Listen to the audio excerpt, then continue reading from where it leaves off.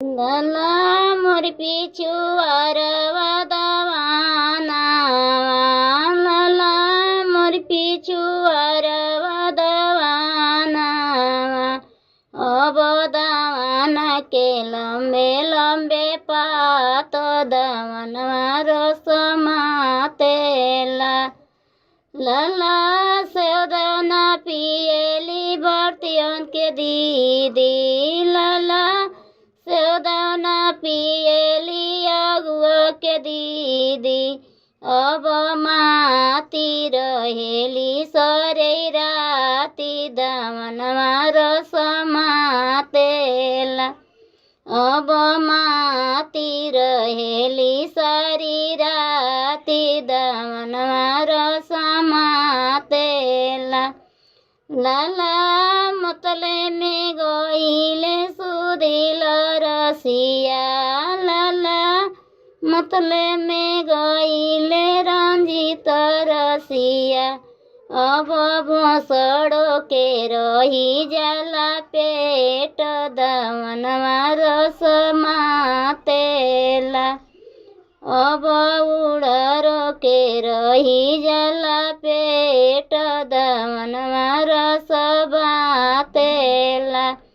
लाला चिठिया पर चिट्ठी लिखी भेजले सुधिल रसिया, लाला चिठिया पर चिट्ठी लिखी भेजले रंजित रसिया।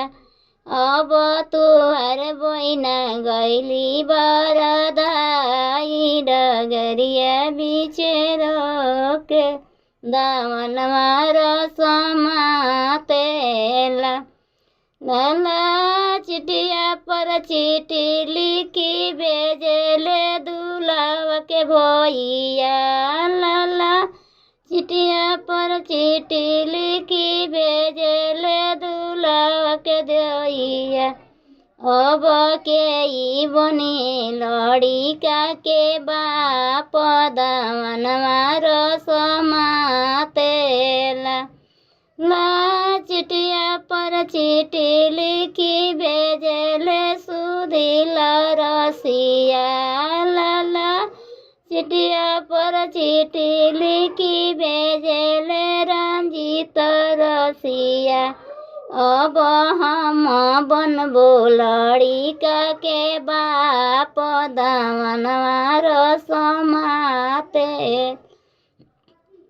लाला मतले में गईले विपिन रसिया, लाला मतले में गईले पपुआ रसिया। अब भोसड़ो के रही जाला पेट दवनवा रस माते।